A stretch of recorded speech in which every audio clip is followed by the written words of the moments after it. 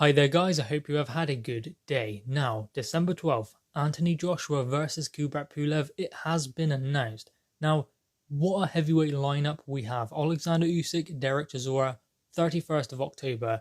Dillian White versus Alexander Povetkin 2 on November 21st. Then on November 28th, Joe Joyce versus Daniel Dubois. Great fight, great domestic fight. And then I don't know when Fury versus Wilder will be, but maybe that will be next year, or maybe it could be in December as well. But the big one, Anthony Joshua versus Kubrat Pulev. So some mega fights in the heavyweight division, and we will see a lot of things change. We have a WBO mandatory of Anthony Joshua's fighting Derek Chisora on October 31st.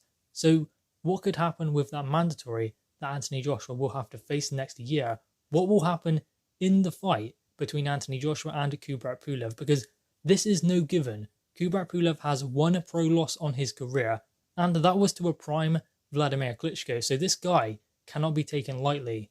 And we have so many heavyweight fights backed up to the end of this year. There are going to be a few pay-per-views, but ultimately, I guess we'll just have to buy the ones that we want to watch, and the other ones we'll have to leave for the moment. But ultimately, I think that Anthony Joshua versus Kubrat Pulev will definitely do solid numbers, because obviously, at the moment, crowds seem to be something that's going to be in the future. I mean, hopefully they will start coming back next year. This year, I don't believe that that is going to happen. But ultimately, I'm guessing the fights are going to go ahead regardless, because Daniel Dubois versus Joe Joyce is happening, even not on a pay-per-view. So these fights will still go ahead, the big fights will happen, and the careers of these mega heavyweight stars will not be stagnated just as a result of crowds not being there.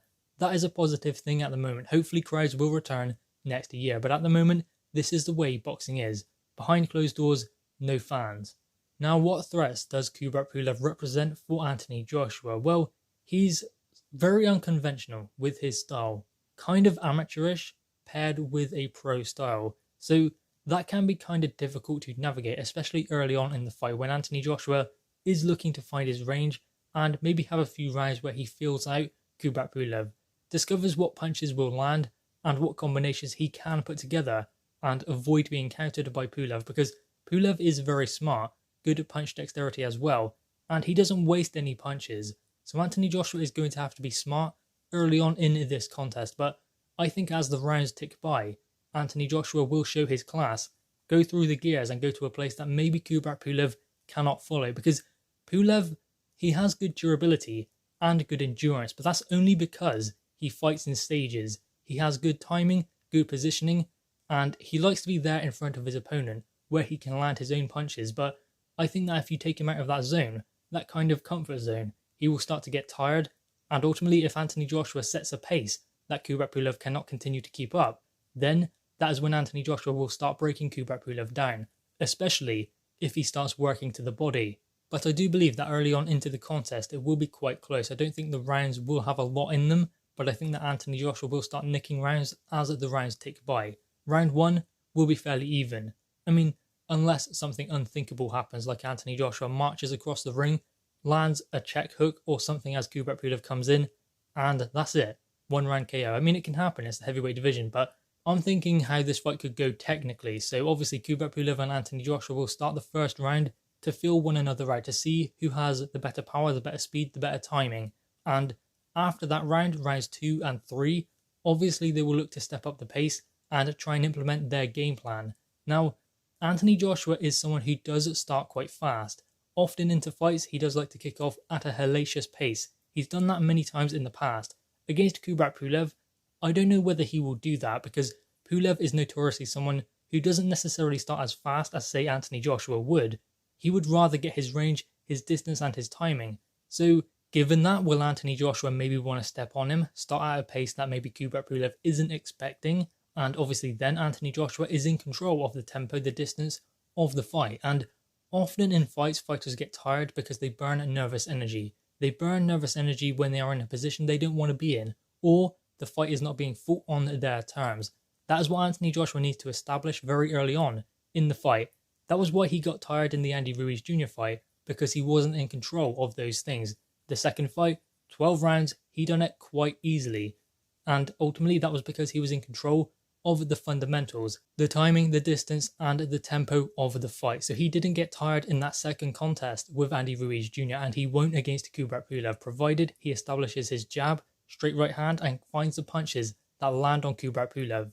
And also starts to take things away from Kubrat Pulev, because Kubrat Pulev has a good jab and a good right hand as well as Anthony Joshua, but if Anthony Joshua takes that away from him by giving him angles, so Kubrat Pulev is not able to get that jab off and to find his range. So if Anthony Joshua can administer a double jab come around to the side, because his feet are faster than Kubrat Pulev's, so if he can have a double jab come around to the side and land his own right hand, then Pulev will not see it coming because he will be setting his feet, and ultimately he will see the jabs coming or feel them, but the right hand will come over the top when he's not expecting it.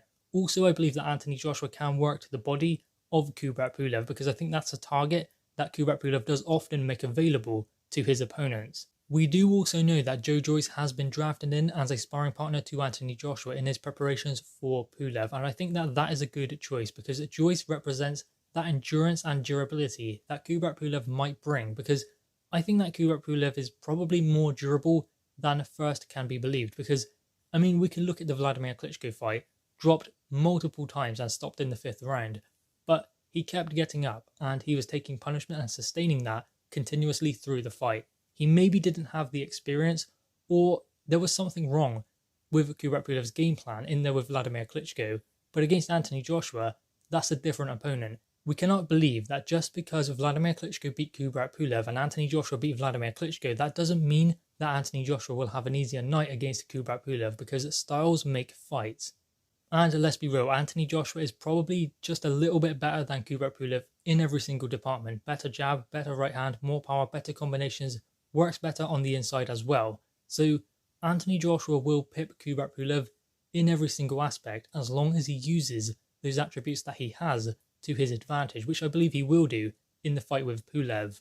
And considering that, I think that Kubrat Pulev will look to come out and be as awkward as he possibly can early on. Try not to get nailed with too many punches. Make sure that Anthony Joshua does not establish that jab. So effectively, Kubrat Pulev will be doing the same thing that Anthony Joshua is doing to him, looking to take things away from his opponent, looking to take things away that his opponent does well. Anthony Joshua's will be the jab, the movement, the footwork, the positioning, the timing. Those are things that Kubrat Pulev will look to take away from Anthony Joshua with his awkward style.